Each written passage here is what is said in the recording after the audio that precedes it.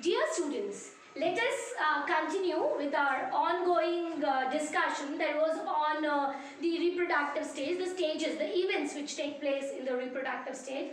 So we need to discuss about fertilization and the post-fertilization events.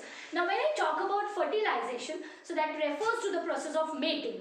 Now the organisms, they could be either seasonal breeders. So when we talk about organisms, they could be seasonal breeders or they could be continuous breeders.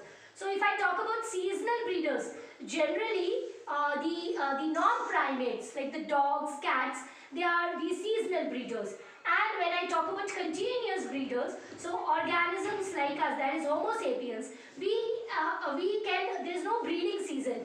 We can breed continuously. So we are referred to as continuous breeders.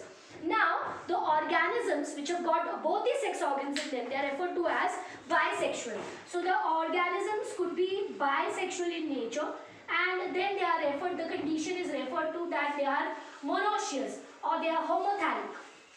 And if they are unisexual, so then in that case the condition is referred to as dioecious, and they are referred to as heterothallic. Right, so bisexual means the same organism is having the both male as well as the female gametes. It's producing both the gametes.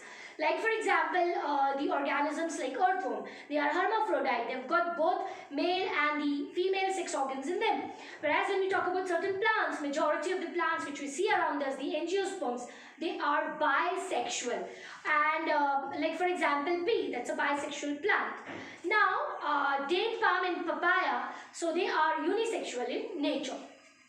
The fertilization for the bisexual plant, which are both male and female gamete, they need not be dependent on the pollinating agents. So they can carry out fertilization because the male and the female gamete, they are close by, and therefore it facilitates the process of fertilization.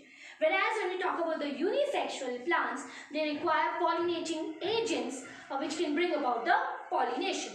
And when the fertilization takes place, there is the fusion between the male gamete, like for example, if we take it to be the sperm and the egg, and that will result in the formation of single cell having two nuclei. That is what is referred to as the zygote. So here in fertilization, there is basically the mating which is taking place between the male gamete, which is haploid in nature, and the female gamete again, which is haploid in nature, to give rise to zygote, which is diploid in nature.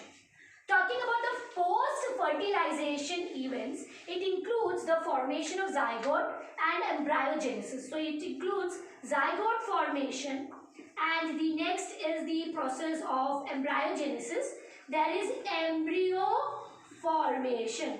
Now when I talk about zygote formation, so that is by the fusion of the male and the female gamete, there is a single cell produced having two nuclei.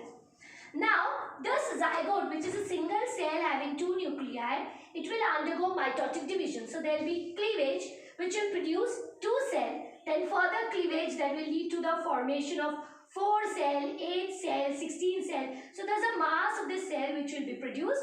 That is what is referred to as the embryo. Now, in case of Homo sapiens, human beings, the fertilization takes place in the fallopian tube, ampulla isthmus junction, and the implantation of the embryo will take place in the uterus. If we talk about the plants, the ovule will develop into seed, and ovary will develop into a fruit, and they'll have a fruit wall, seed coat also, which will carry out the function of protection.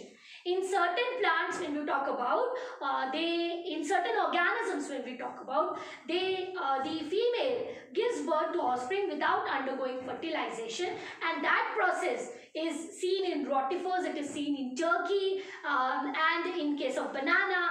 And this process where there is no mating which is taking place between the male and the female is giving birth to offsprings, that is what is referred to as parthenocarpine in plants and parthenogenesis in animals. So in this module, we have basically talked about the fertilization and the post-fertilization events which take place in an organism. Thank you.